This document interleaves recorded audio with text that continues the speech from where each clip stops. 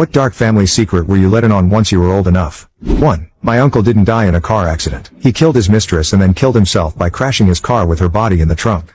2. My dad secretly had a vasectomy after I was born. After my mom lying to him about taking birth control resulted in my birth. Our family is great at communication and conflict resolution. 3. My great-aunt's husband killed his first wife, then killed her. They lived in Puerto Rico and he fled to NYC so my great-uncles wouldn't kill him. They found out where he was, came here, killed him, and went home. 4. My dad's first cousin is serial killer Kenneth McDuff. We saw the America's Most Wanted episode when it aired and were so surprised to hear about a McDuff, not knowing he was a relative. 5. Not exactly dark, but I found out my father wrote porn novels under a pen name to make ends meet when I was a baby. I've been trying to find one ever since. 6. I always thought my 2 older brothers got addicted to drugs because of their own decisions and the people they hung out with. It turns out that my dad had been feeding them pills since they were about 10 to shut them up. Years I held resentment against them for not being good older brothers like they should have, only to find out that it was my father who I had praised all those years that was truly evil. 7. Why the neighbors moved? Trigger warning for violent crime. I was pretty young when this happened so the details won't be perfect, but the story is otherwise true. I grew up in a coastal town and we had some neighbors whom I really liked. My parents were friends with them. Their kids were roughly my age. Wonderful. We played together all the time. One day they very suddenly moved. I was a bit confused as there had been no clue that they were going. I remember some police cars and the moving vans weeks later, but that was it. My mother told me that the kid's grandmother had become very ill. The cops came to tell the family, and they left emergently to care for her and never came back. I was only about 5.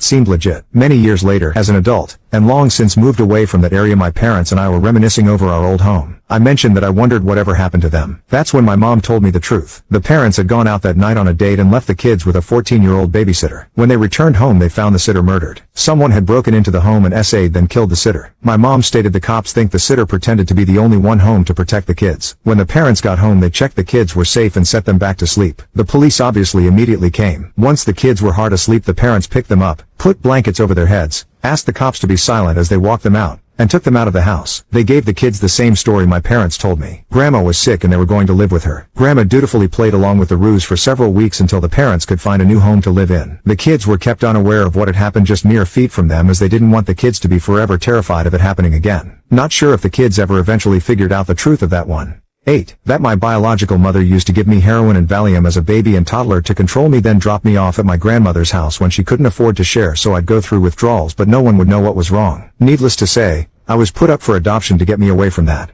9. My uncle molested my mom. I don't understand how he is still welcome in the family. 10. Not super dark or super secret, but when I had to do a project on my family tree in elementary school, one of the questions was, when did your family immigrate to America and why? For one of my great-grandfathers, my grandma told me life was very hard back in his country, and it was getting dangerous to stay there. And for a long time I thought, yeah, I can see that. It was probably hard for a teenager living in Poland with World War I right around the corner. And I'm sure it was. But it turns out it's even harder and more dangerous when you're a teenager who has slept with a married woman and then accidentally killed her husband when he confronted you. I can see why she didn't want me to put that on my elementary school project.